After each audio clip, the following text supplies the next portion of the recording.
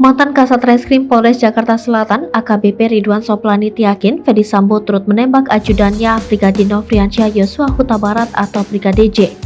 Demikian, Ridwan menyampaikan hal itu saat bersaksi dalam persidangan kasus pembunuhan Brigadir J dengan terdakwa Richard Eliezer, Kuat Ma'ruf, dan Ricky Rizal di Pengadilan Negeri Jakarta Selatan. Awalnya Ridwan menjelaskan bahwa dirinya turut menjadi korban kebohongan yang dirancang mantan Kadif Propam Polri tersebut. Saat itu Ferdy Sambo bercerita kepadanya soal skenario yang dibuat mengenai klaim peristiwa tembak-menembak antara Brigadir J dengan Baradae. Ridwan mengatakan bahkan saat menceritakan soal skenario itu, Ferdy Sambo sampai menepuk tembok sangat keras. Tak hanya itu, mata Ferdy Sambo juga berkaca-kaca karena drama itu Ridwan merasa Ferdy Sambo berhasil membohonginya dengan cerita karangan tembak-menembak. Setelah mendengar penjelasan itu, hakim bertanya, sampai berapa lama Ridwan mempercayai skenario Ferdy Sambo itu sebagai kebenaran? Ridwan lalu sempat menjawab dengan ragu, kemudian hakim menegaskan agar saksi tidak bersikap ragu apakah masih meyakini skenario itu benar atau tidak.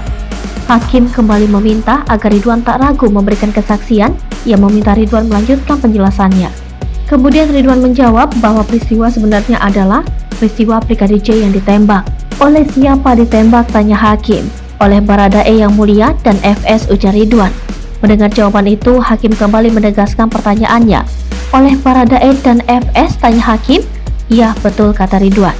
Diketahui dalam sidang kasus pembunuhan Brigadir J tersebut melibatkan 5 terdakwa, yaitu Richard Eliezer, Ricky Rizal, Kuat Ma'ruf, Putri Chandrawati, dan dalangnya Ferdy Sambo.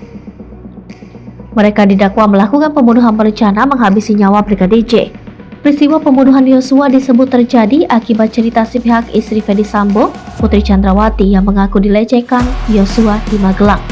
Kemudian Ferdy Sambo marah dan merencanakan pembunuhan terhadap Yosua yang melibatkan Richard, Ricky, dan Kuat. Akhirnya Brigadir J tewas di rumah dinas Sambo di Kompleks Polri Duren 3 Jakarta Selatan pada 8 Juli 2022.